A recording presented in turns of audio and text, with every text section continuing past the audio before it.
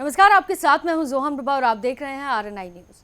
उत्तरकाशी का धराली गांव अब सिर्फ एक नाम है, एक ऐसा नाम जिसे अब नक्शे पर नहीं देखा जा सकता, क्योंकि वो अब सिर्फ मलबे के नीचे दबी चीखों में जिंदा है।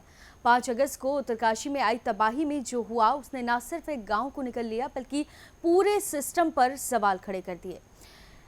तो क्या हम अब भी तैयार नहीं हैं? चलिए आपको ले चलते हैं वहां जहां जिंदगियां अब भी मलबे से झांक रही हैं। उत्तराखंड की उत्तरकाशी की गोद में बसा एक शांत गांव धराली अब इतिहास बन गया है।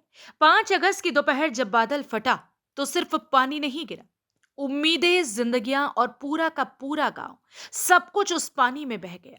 उत्तरकाशी में खीर गंगा नदी उफनी और महज 34 सेकंड में एक शांत गांव धराली जमींदोज हो गया। जहां कभी घर थे वहां अब सिर्फ मलबा है और मलबे के नीचे दबे हैं 43 लापता जिंदगियां, जिनमें से अब तक सिर्फ एक व्यक्ति मिला। धराली में आई तबाही के बाद जिंदगी को फिर से बसाने के लिए 11 अगस्त को मुख्यमंत्री आवास पर हुई बैठक में एक बड़ा फैसला लिया गया है। यह तय हुआ कि धराली गांव अब उसी जगह पर नहीं बसाया जाएगा।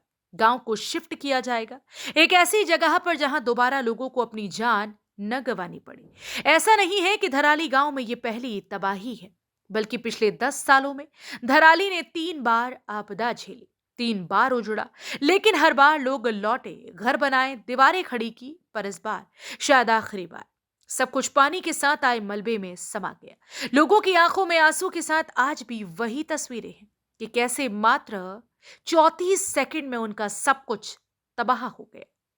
सरकार अब स्थानीय लोगों से बात कर रही है कि कहां नया गांव बसाया जाए। लोगों ने विकल्प दिए हैं लंका, कोपांग या जांगला, जो धराली से महज 8 से 12 किलोमीटर दूर है। लेकिन गांव में आई तबाही के जख्मों से भरे इन लोगों के लिए ये दूरी बहुत बड़ी है। सब हमारे साथ यहाँ पे हमारे माननीय मुख्यमंत्री जी भी हमारे बीच आए, हमने उनके बीच अपनी बातें रखी। उन्होंने हमें भी आश्वासन दिया कि कहीं ना कहीं आपको कहीं सुरक्षित जगह पे आप कहीं पुनर्वास मिले।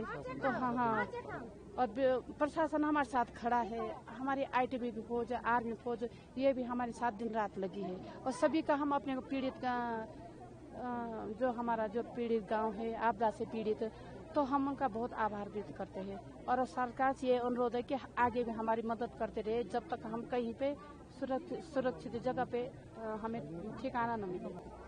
बस यही हम सरकार से करते नहीं बन के हमको मकान बना के दें। बेघर हो रहे के सर, रहने के लिए मकान ही नहीं, हम बेघर हो गए। घर में कुछ ये नहीं, जिनके बच भी रखे सारे दरारें पड़ रही। बस यही सरकार से निवेदन है कि हमको मतलब राशन रूसन की तो पूरी व्यवस्था, घर बनाने के लिए करते सर। इस आपदा में सेना का कैंप भी बह गया। अब श्रीखंड पर्वत और आसपास के ग्लेशियरों की रेकी की जा रही है ताकि नया सेना का बेस तैयार हो सके।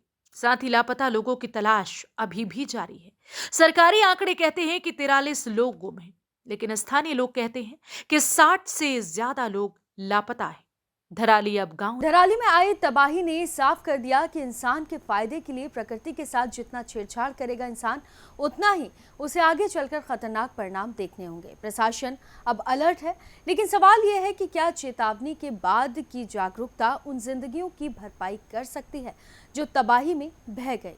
क्योंकि ये जो आपदा हुई है ये बहुत बड़ी दुर्घटना है, इससे सबको सावधान रहने की ज़रूरत है। फिलहाल के लिए इस खबर में सिर्फ इतना ही। बाकी तमाम खबरों के लिए आप देखते रहिए आरएनआई न्यूज़।